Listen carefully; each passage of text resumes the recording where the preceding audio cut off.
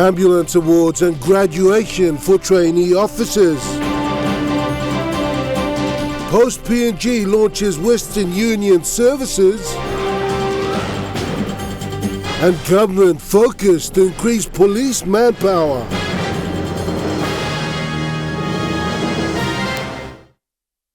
Good evening. You're watching National EMTV News. I'm Rocky Iso. Thank you for joining us. We begin with the Green Angels, and the great cause of serving humanity will now further be expanded with the additional new members joining the St. John Ambulance.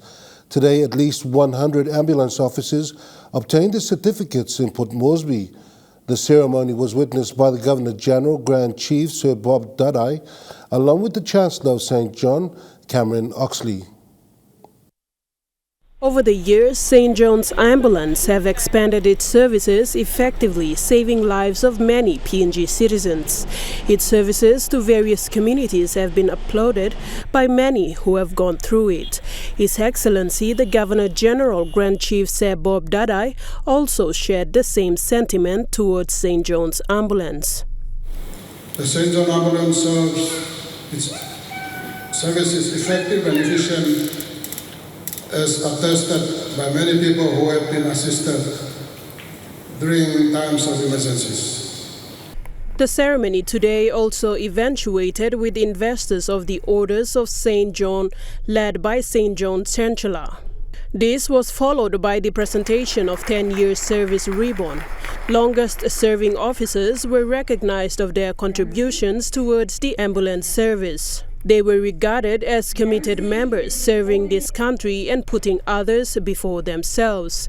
St. John Chancellor Cameron Oxley emphasized to the graduates the importance of being part of the ambulance service. We act locally, nationally and internationally, and we must think and plan accordingly. No matter where our order does its work, each and all of us who wear this badge do so as part of a worldwide family of people dedicated to the relief of distress and suffering. His Excellency Sir Bob Dudai, while addressing the graduates, outlined that they are the true representation of the frontliners and have commended them in serving the humanity through this service. You are the true representative of the St. John Ambulance, the frontliners of emergency care.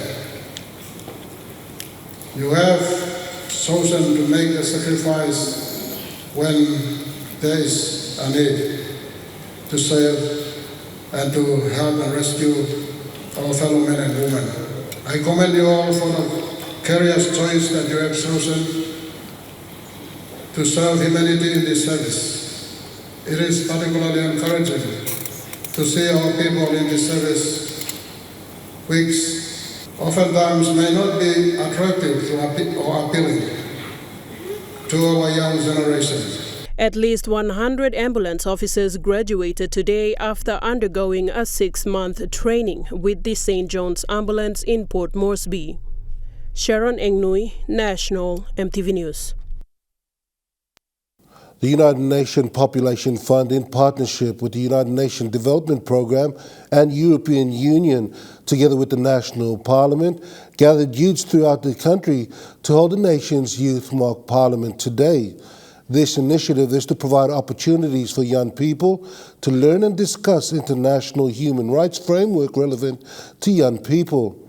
Present to officiate the ceremony was Ambassador European Union to PNG, Jacques Faradin, Resident Coordinator United Nations, Mariel Sander, and the Resident Representative for United Nations Development Programs, Dirk Wagner.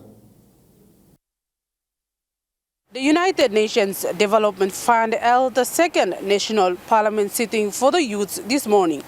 A total of 60 youths were flown in from different parts of the country. The event will be a week-long event and will conclude on the 11th of November. From the 5 days event, the participants will increase knowledge and skills in advocacy, good governance and political participation, with a focus on advancing gender equality and sexual and reproductive health and rights in PNG. The ambassador for European Union to PNG, Jack Fredin, in his first speech as an ambassador in the country, highlighted the importance of youths. The importance of youth as a key cross-cutting issue that is to be mainstream through all our actions. The EU aims not only at engaging with youth, but to offer them a space to become active citizens and policymakers.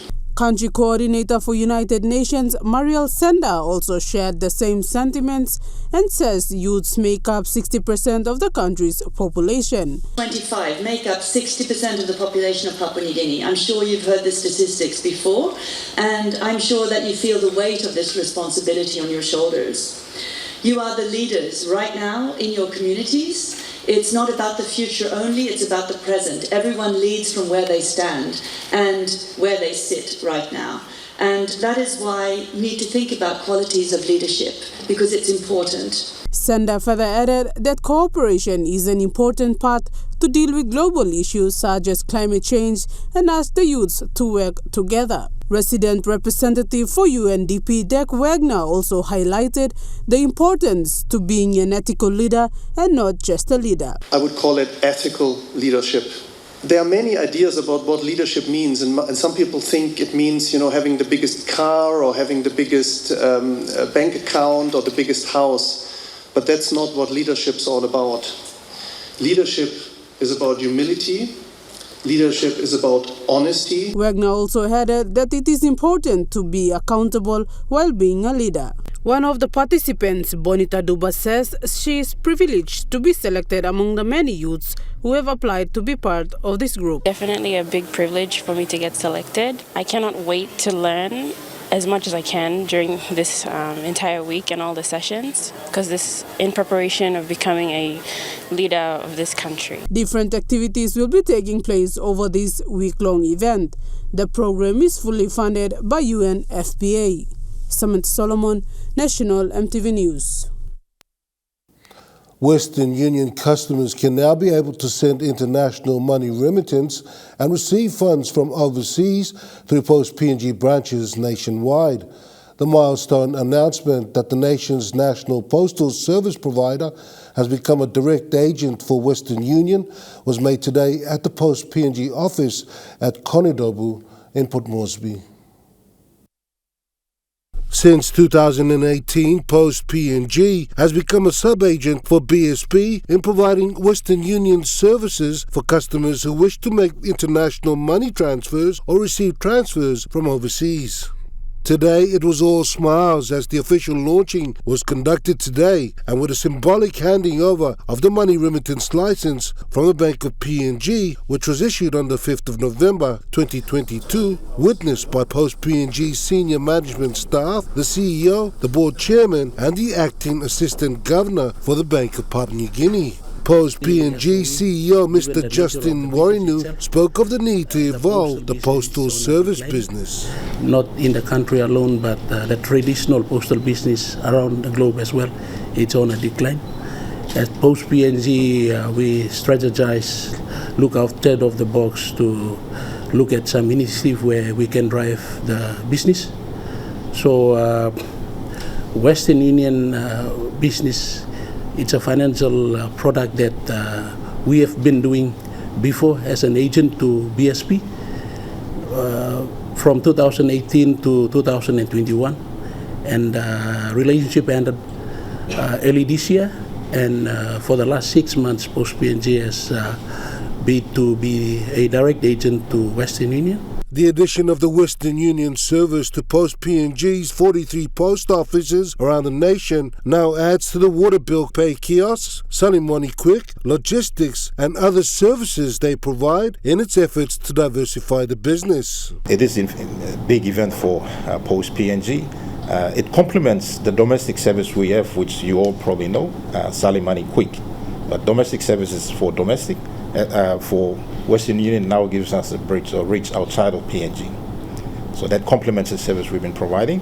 A few other facts to just point out very briefly is, and I've stated this before, is the fact that we are in 43 locations throughout PNG. We are in 22 provinces. We have over 430 employees. So we believe we have a far better reach compared to other sort of similar institutions. In congratulating Post PNG for its launch, the acting assistant governor of the Bank of Papua New Guinea, George Awap, forewarned Post PNG that compliance is of the utmost importance. On behalf of the governor, while I congratulate you on your achievement to partnering with Western Union to take money remittance forward in PNG. You will also note that we are, at this point in time, money laundering issues are also becoming very prominent around the world. And in PNG, it has not stopped. It's become a very big concern. In doing their due diligence, Post PNG is fully compliant with regulatory requirements. The postal agency has set up an anti-money laundering team to combat AML and counter-terrorism funding. In a move to bolster the police force, Prime Minister James Marape has announced that police manpower will be increased starting next year as the government starts focusing more on the law and justice sector. Marape also added that more judges and magistrates would also be recruited as the sector was moved to the forefront of government focus amidst an increasing law and order problem. The Royal PNG Police Constabulary will embark on a recruitment drive next year to increase manpower to 7,000 from the current 5,000 at the very earliest and 10,000 in the medium term. Prime Minister James Marape admitted that there is no denying of the many issues within the police force, including lack of manpower, which has allowed it to deteriorate over the years. Marape said, and I quote, "It also doesn't help when we have an aging police force which is not resourced properly, including investigation and prosecution, leading to many cases being dropped. Going forward, we will address these with increased funding in the 2023 budget." End quote. The Prime Minister is optimistic that over 1,000 young men and women in the police force will be recruited, and for those who will be sent out into areas like Hela, there will be only 80 officers to serve an important province which houses the PNG LNG project and has a 400,000 population. While the police hierarchy can assist by way of ensuring discipline, order and punctuality amongst police officers, Prime Minister Marape urged all Papua New Guineans to take ownership of the law and order issue, starting within their own families and communities rather than letting it get out of hand, and expect the police to address it. The Prime Minister added that the population can contribute towards a better and safer country, which will allow it to grow and prosper by taking ownership of the law and order issue. During the launching of the East-West Highway, Deputy Prime Minister John Rosso announced that a total of 3 billion kina has already been used over the last 3 years to upgrade and construct road maintenance throughout the country in the Connect PNG program. Rosso says this road project will continue in the coming years and will make sure all the road links in PNG are connected. A total of 2,400 kilometers of key economic highways to improve standards, together with many industrial roads in towns and city, is a part of the Marape Rosso government initiative. Open member for Lay and Deputy Prime Minister John Rosso highlighted the Connect PNG vision to deliver 100% road connectivity by 2040 and also explained how much has been spent already by the government in the last 3 years. This funding is intended to upgrade existing and deteriorated road networks and to construct missing road links to connect our people and our provinces, which have been identified and included in the Connect PNG program. We have not only given the budget, Mipla no makin budget as all, Mipla putim lo law that this program will continue time Mipla Pinislo Parliament. Rosso reiterated the importance of this program. We have recorded the highest capital expenditure with the rehabilitation and upgrading of more than 2,400 kilometers of key economic highways to improve standards, together with many industrial roads in towns and cities. Some of the roads are being built on completely new technology and improved engineering standards that will increase the lifespan and safety of these roads and their asset values. This program has been included in the constitution by the Mara Peroso government to make sure it continues in the near future after their terms in parliament. Most of the contractors that have been engaged to work on the Connect PNG program are local contractors. Samantha Solomon, National EMTV News.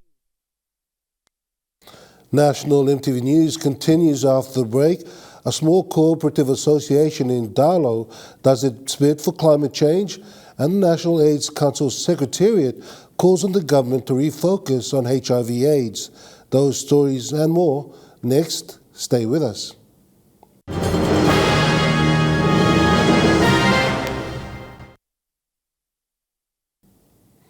You're watching National EMTV News. We continue with more national stories, and with COP27 underway in Egypt, Darlow District in Eastern Highlands Province are not just spectators, as they are participating in their own way to help action and adapt to climate change. The district target is to plant more than 300,000 trees within the next 5 years. The theme of the COP27 meeting in Egypt is about climate finance and climate adaptation. For a small cooperative society called the Darlow's Commodities Cooperative Society in Eastern Highlands Province, they have taken on the challenge of planting more trees in line with the theme of climate change adaptation. Yet they lack climate financing and capacity building. These are issues raised by the director of the society, Jerry Aviro, and called on the government to step in and assist. The moment funding is needed, as well as capacity building for our rural farmers to reach our target by planting 320,000 trees. According to the Minister for Environment, Conservation and Climate Change, Simo Kilepa, discussions on climate change mitigation and adaptation plans have already been discussed in past COP meetings. He said for Papua New Guinea attending the meeting, it will stress on the importance of climate finance. This is intending to assist small cooperatives like Darlow to further achieve PNG's goals on climate change. The goal on adaptation established in the Paris Agreement would need to be clearly defined, with adaptation finance at scale funded exclusively from developed countries. National adaptation planning, climate finance, and capacity building are key areas of focus. Cynthia Maku, National EMTV News. Limited human resources and infrastructural needs within the health sector continue to remain a common issue for the Pacific Island nation of Vanuatu. This was identified during the Vanuatu delegation courtesy visit recently in Port Moresby. Secretary of Vanuatu Office of Public Service Commission, James Malteres, highlighted to the PNG Secretary for Health, Dr. Osborne Liko, on some of the issues that surround the health sector in Vanuatu, with the hope of PNG to step in and assist in the area to improve on its health service delivery. Some of the key underlying issues outlined included the infrastructural needs and human resource. Malteres then made an appeal for PNG to assist in this area. We have a capacity building here to strengthen in terms of skills. We have the Vanuatu Nursing College is now registered from the regulator, Vanuatu Qualification Authority. So it will no longer provide any training. Yeah, this is one of the out challenge.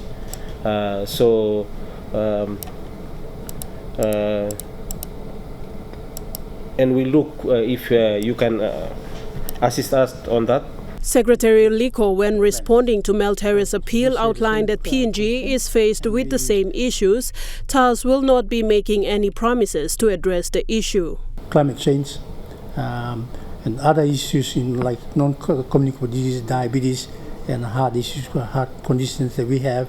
I think those are common issues and challenges we face. But on that regional note, and our representation to World Health Assembly through WHO, that we will share our connections and our relationship as brotherhood within the Pacific and as a Melanesian group going forward.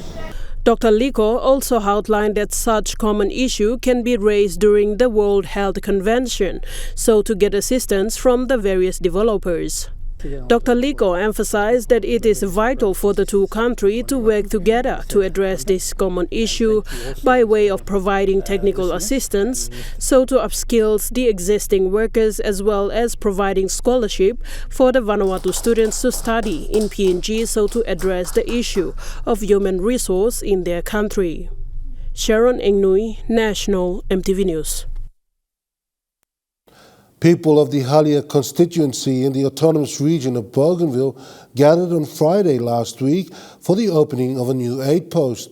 This aid post was built by the member and deputy president of the autonomous Bougainville government, Honourable Patrick Nisira, with funds from partners like the Health Department and various members for the North Bougainville constituency.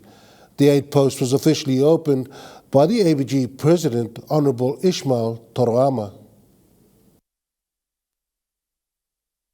Hundreds gathered to celebrate the opening of the new Toko 8 post on Friday.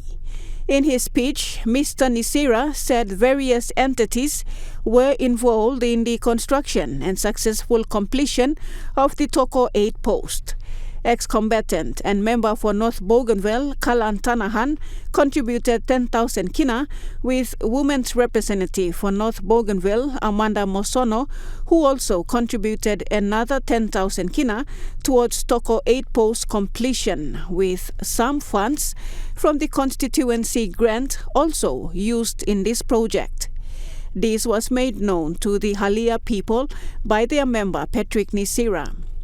The member also registered 10 corporate societies for his 10 wards to make sure his people are also contributing to the economic growth of the constituency. This new Toko 8 post will serve the people of the Tohatsi and the Kotopan villages and nearby communities seeking medical assistance. It was officially opened on Friday by ABG President Ismail Toroama. Lindy Suharupa, National EMTV News. National AIDS Council Secretariat Acting Director Tony Lupiwa said now that COVID-19 has slowed down, the government needs to refocus on HIV/AIDS. He said the statistics of HIV and AIDS infections and death increases in the country on a daily basis. During the launching of the World AIDS Day theme last week, National AIDS Council Secretariat Acting Director Tony Lupiwa said HIV/AIDS killed many people in the country and gave the statistics. Last year we had 58,000 people living with HIV. We had 3,800 new infections. That is people not solo kissing. And we had 660 people who died. The numbers in 2021 were high, and they continue going to rise next year because of the election that has just taken place. And we are expecting bigger numbers in 2023. Mr. Lupiwa further stated that the condom usage is also declining, and this is another contributing factor for the increasing number of infections. He said people need to change their attitude and behavior to control the spread of the disease. Acting Director said during this year's celebration comes December 1st, they will strongly emphasize on the government to fund HIV/AIDS awareness programs in the country. This year's World AIDS Day will be celebrated with the theme PNG for Equality, Leave No One Behind. Cynthia Maku, National EMTV News. And now taking a look at the NASFAN market report. The kina closed unchanged at $0.2840 US in the interbank market this morning. At Bank South Pacific, your kina was buying $0.2765 US, 0.4281 Australian dollars, 0.2716 euro, and 40.29 Japanese yen. Looking at commodity prices at New York closed, gold is trading lower, coffee closed higher, cocoa closed higher, copper closed lower, palm oil closed lower, crude oil is trading lower, and copper closed higher. And on the stock market, the Dow Jones closed higher, the ASX 200 is trading higher, and the All Ordinaries is trading higher.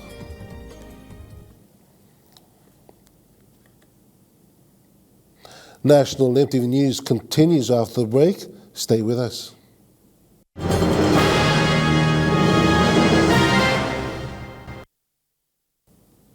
Welcome back to National EMTV News. A rural primary school in the Salamau local level government of the Huon Gulf district in the Morabit province has been lit up with 3,200 watts of solar-powered electricity. This was possible through the assistance of New Guinea Electrical Company. The donation included 8 400-watt solar panels, 2 distribution boards, and their housing connection cables and accessories worth 60,000 kina. Lakalai Primary School head teacher Bimpia Tangi explained that this electricity project is one important infrastructural development for the school this year.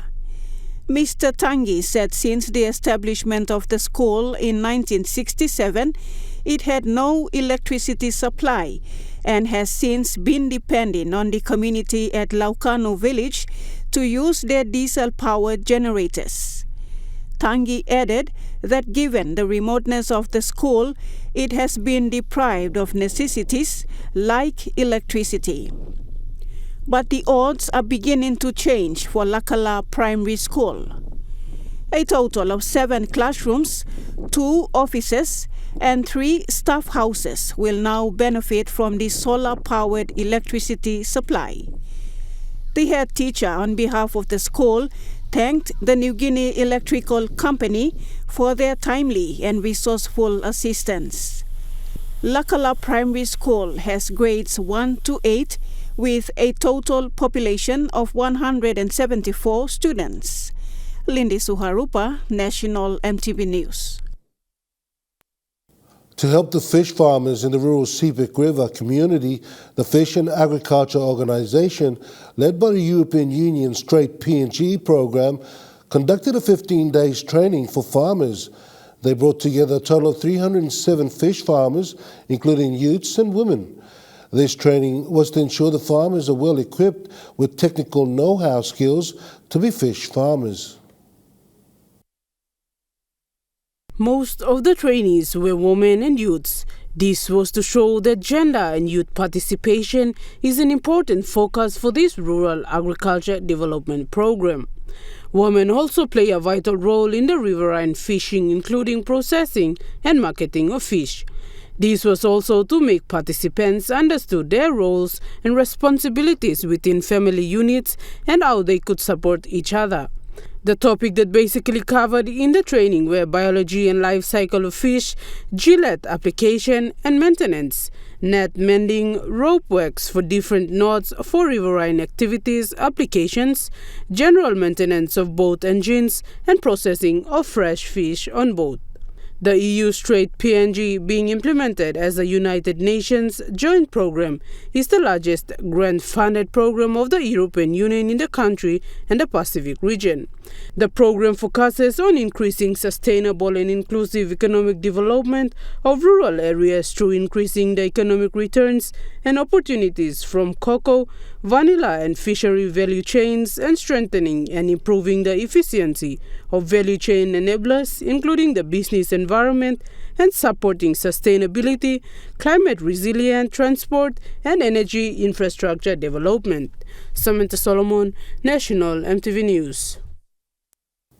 Still on farmers, and the Marape Rosso government has been thanked by farmers in the Highlands region for launching a loan facility to be rolled out by MeBank.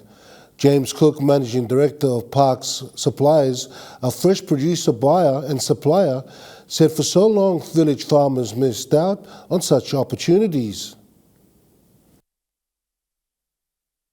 Speaking during the recent launching of a farmers' loan concept in Mount Hagen, Mr. Cook said farmers appreciated the government's financial inclusion policy that is encouraging village farmers to grow their businesses.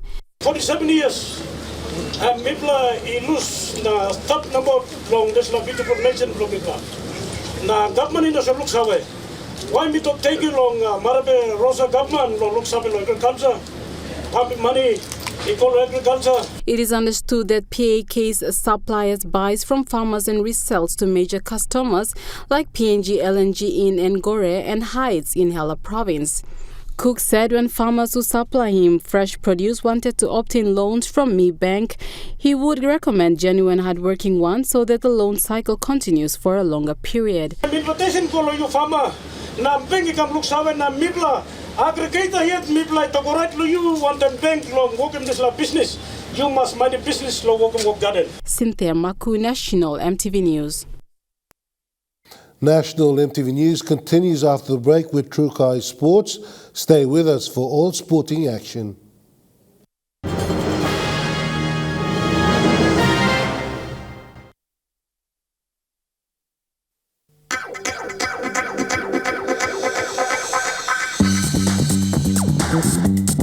Trukai Sports.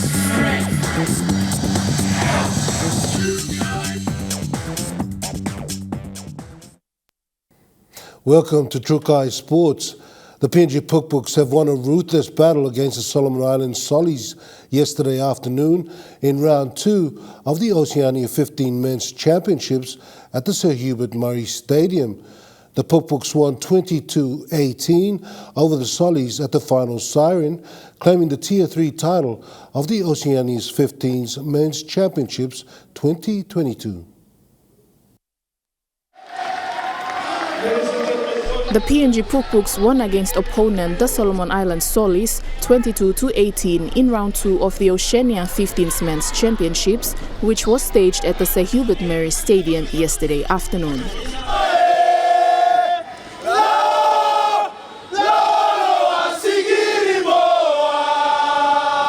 The game was tightly contested in both halves as the Sollies showed no mercy to the host nation side.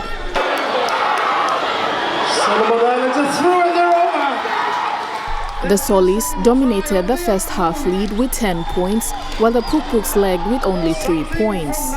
But the second half was nothing compared to the first half, as both sides exhibit great defenses, bruising and manhandling each other. Pukpuks proved too strong as they scored their momentum points to finish off the clash, 22 points to 18. At the final hooter, the Pukpuks danced off the victory on and off the field as supporters chanted alongside.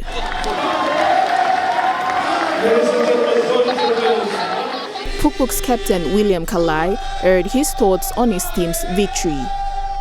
We know it would be a tough game for us, so leading up to this match now, we prepared on this. We're working more on our defensive structure. Like in the last 10 minutes, our defense won us the game. Yeah. An optimistic Sollies captain congratulated Pukpuks for putting up a competitive footy against his side.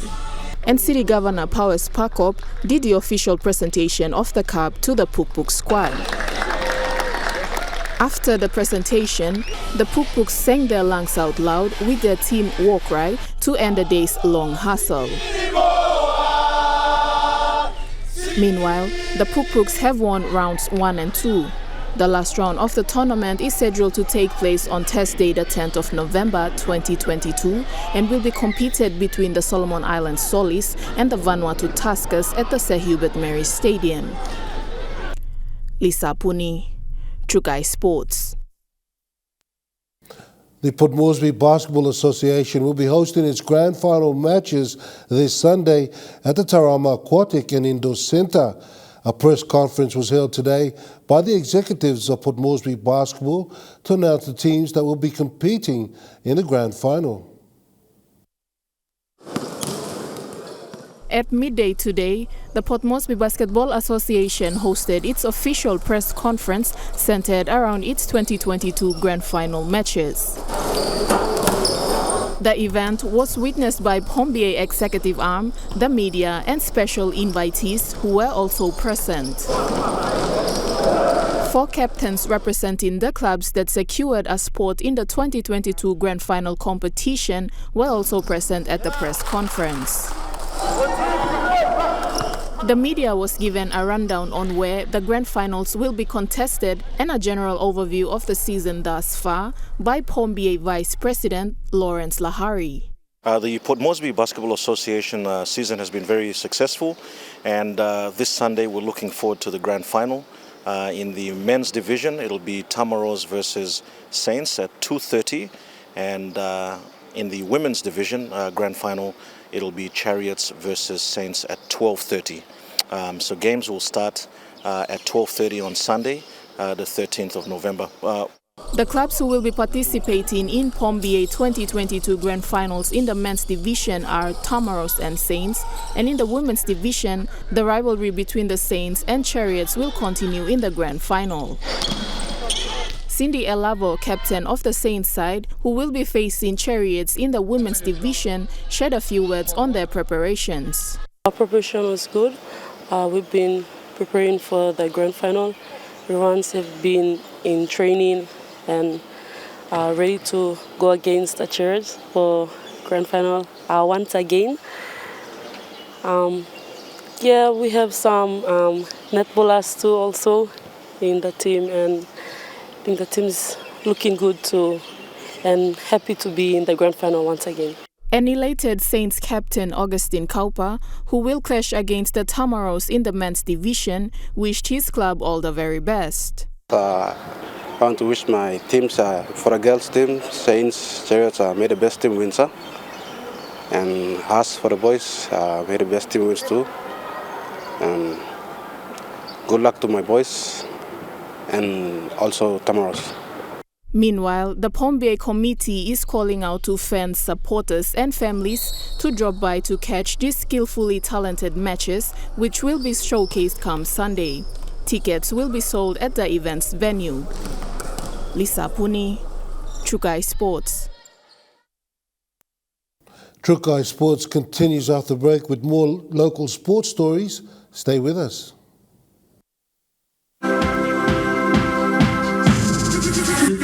Trukai Sports. You're watching Trukai Sports. We continue with the local sports story now.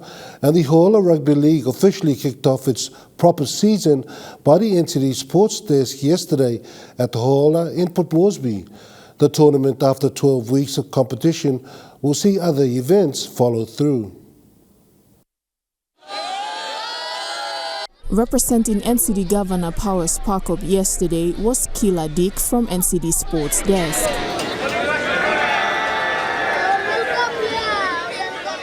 Kila, who visited the game's venue at Hohola yesterday, did the official kicking of the ball to commence yesterday's games.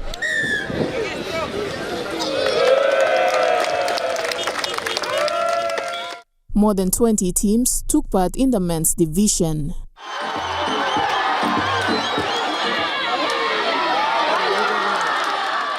The competition also saw players from other rugby league tournaments, as well as players from the Digicel Cup that also took part in their respective teams from their suburbs. Crowd also gathered there to witness this event. The competition will see its round 2 matches played next weekend. Lisa Puni, Trukai Sports. That ends Trukai Sports. The Money Plus weather report for the next 24 hours is next. Stay with us. Trukai Sports.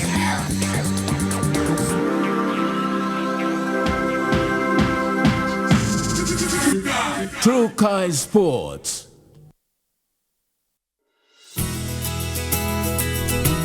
This weather update is proudly brought to you by MoneyPlus, with you always.